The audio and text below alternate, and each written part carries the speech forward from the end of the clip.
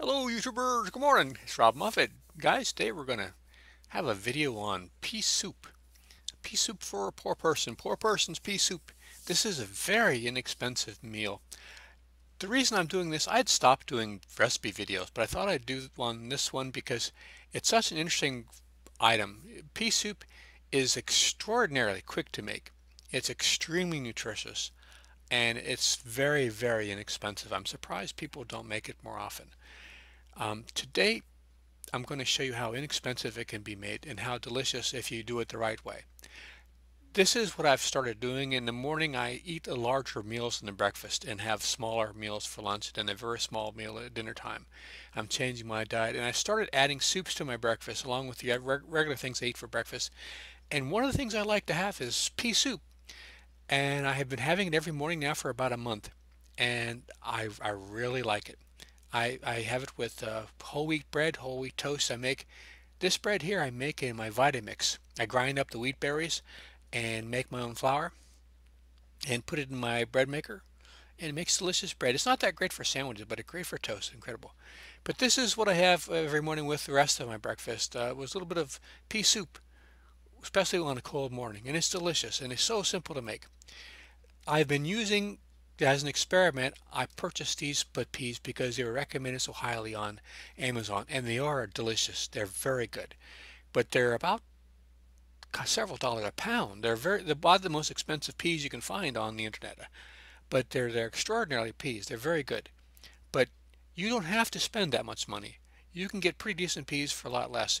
Right now at Target, you can get a pound of peas for $1.09.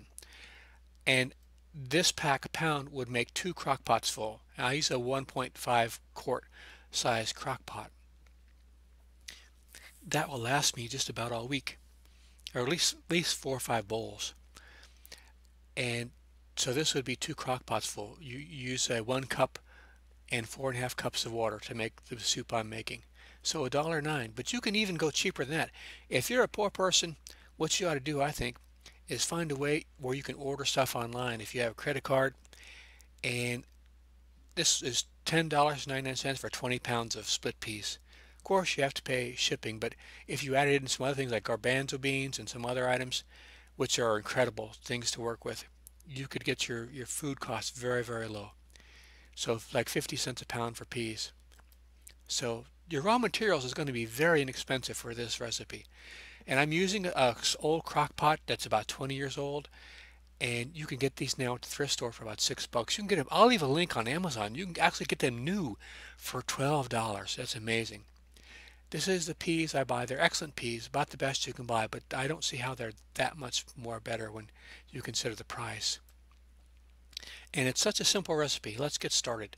You're going to use 1 cup of peas, and you should rinse them off. And add them to your crock pot, add 4.5 cups of water, and then add your other ingredients you want for spices and flavoring. I'm using some more organic carrot and some organic celery. You don't need a lot of preparation because you're going to use an immersion blender when it's all done. So just cut it into bite-sized chunks so it gets a lot of flavors when it cooks. And you can use other things, like I'm going to add some mushrooms and some onions. I'm adding dehydrated onions because I have them. I buy these from the Mormons. They come in cans in a case. They're good for like 25 years. But I like to rotate them and make sure they're still good. There's nothing wrong with using fresh onions if you got them. And I also like to use a little bit of mushroom. I've been using a lot of mushrooms lately, which will raise your price, but you don't have to use it. All your extra ingredients other than the peas, it's up to you as far what kind of flavoring you like and what do you have available, because you can use a lot of leftovers. Like if you're not a vegetarian, if you have any ham, Lordy, you've got the best thing in the world, ham and split pea. But you can also use turkey and other things, and I'll show you where you can use vegetarian flavoring too. Now here's little baby bella mushrooms that I like a lot. And red pepper, nobody adds red pepper to their split peas. I've been adding it just a tiny bit, and it gives just a little bit of a kick to it. It's a nice back flavor, but you don't need to add very much at all because you're going to let it simmer in the crock pot for a long time. So it's going to bring out. Also, red pepper is one of those things you can cook for a long time. I don't add garlic and I don't add tomatoes to my split peas because I find it gives a bitter taste when it's cooked for a long time. but as opposed to the red pepper, it doesn't get bitter. And I've got to add parsley just about everything, and a little turmeric for the same reason. And now a lot of people add bouillon. I've been adding bouillon. I like it. This was an experiment. You can get these boxes for 3 packages at the dollar store for $1. And I use a teaspoon of the gravy mix to give it a little flavor and coloring. And it works out. But I think the bouillon might be a little bit different flavor.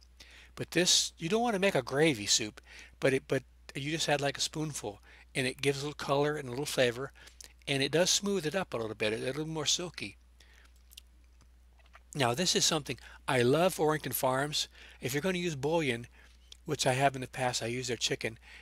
They come out with a vegan. I haven't tried this yet, and it's kind of expensive. You can get the regular chicken for about half price. But for me, Orrington Farms makes the best bouillon because they don't have any MSG or any other chemicals. It's a very good bouillon to use. Actually, this brown gravy mix, I looked at the ingredients. There's very little extra ingredients in it. It looks very good too, as far as the stuff that they add. So now that you've added your flavoring, you want to cook it. I cook it overnight on low. You can put on low or high. If you put on low, it's going to be done, but you'll have pieces that aren't turned to mush from cooking on high all night. But you don't want really to cook on high all the time because it ruins your nutrients.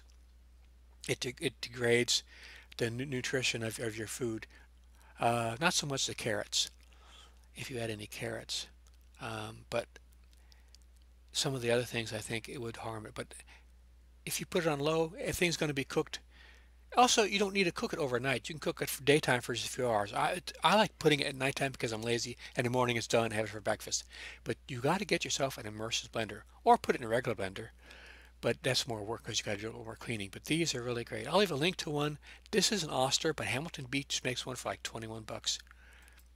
And when you're done, put the blender in, mix it up for a minute, and you got a great soup, a nice way to start the day.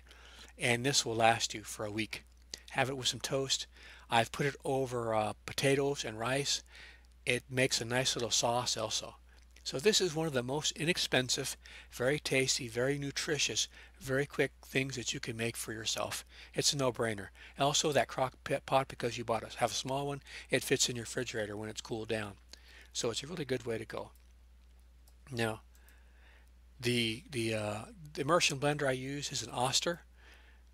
This is how much powder I put in as far as the gravy mix, just like a spoonful, very tiny amount. And put it in 8:30 at night. In the morning, it's all done. Great. It smells, makes the house smell nice too.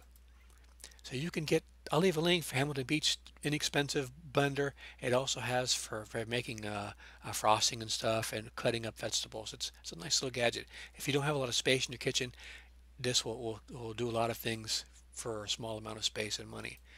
But the crock pot, if you don't have one, everybody's going to the big fancy ones, the expensive ones that do everything that, I think they get cable.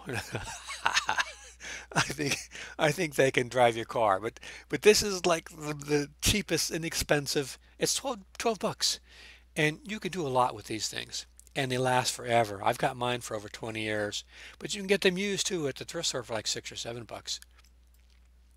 So you might want to, I'll leave a link for this.